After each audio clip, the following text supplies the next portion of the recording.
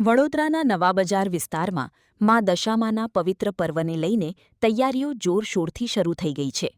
મૂર્તિકારો અને વેપારીઓ દ્વારા વિવિધ આકર્ષક ડિઝાઇન, રંગબેરંગી વસ્ત્રો અને સુંદર શણગારથી સજ્જ મા દશામાની મૂર્તિઓ તૈયાર કરી વેચાણ માટે મૂકવામાં આવી છે.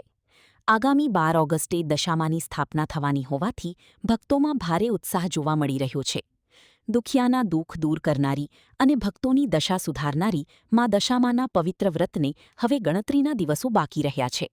આગામી 12 ઓગસ્ટે મા દશામાની સ્થાપના થવાની હોવાથી વડોદરાના નવા બજાર વિસ્તારમાં મૂર્તિઓના વેચાણમાં તેજી આવી છે.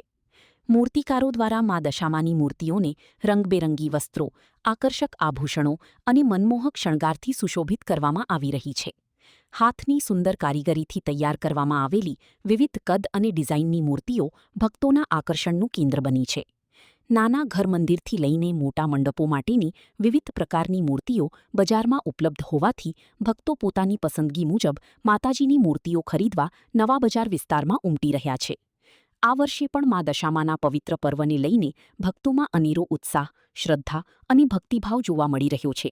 વેપારીઓ પણ સારા વેચાણની આશા વ્યક્ત કરી રહ્યા છે, જ્યારે સમગ્ર નવા બજાર વિસ્તારમાં ધાર્મિક માહોલ છવાઈ ગયો છે. આ વર્ષે દર વર્ષની જેમ 12 ઓગસ્ટના રોજ દશામાનું વ્રત શરૂ થવા જઈ રહ્યું છે અને ગ્રાહકો માટે આ વર્ષે માટીની અવનવા સ્વરૂપમાં મૂર્તિઓ અમે બનાવી છે. આ મૂર્તિઓ 35 વર્ષથી બનાવું છું અને જે દર વર્ષે જે ઉત્સાહ હોય છે એનાથી બમણો ઉત્સાહ અને આ ઉત્સાહમાં વધારો થયો એવું મને લાગે છે. અમારે ત્યાં પીઓપીની મૂર્તિ છે, માટીની મૂર્તિ છે અને આ વર્ષે હું 12 ફૂટની મૂર્તિ બી બનાવી છે. એ સુરત જવાની છે દશામાની. અમે શણગાર, સાડી બધું પહેરાવીને કમ્પ્લેટ આપીએ છીએ અને ગ્રાહકો ખાસા બધા એવા અમારા છે કે જે બુકિંગ કરાવી ગયા છે અને હવે લેવાની તૈયારીઓમાં છે અને દર વર્ષ કરતાં આ વર્ષે ઉત્સાહમાં બમણો વધારો છે.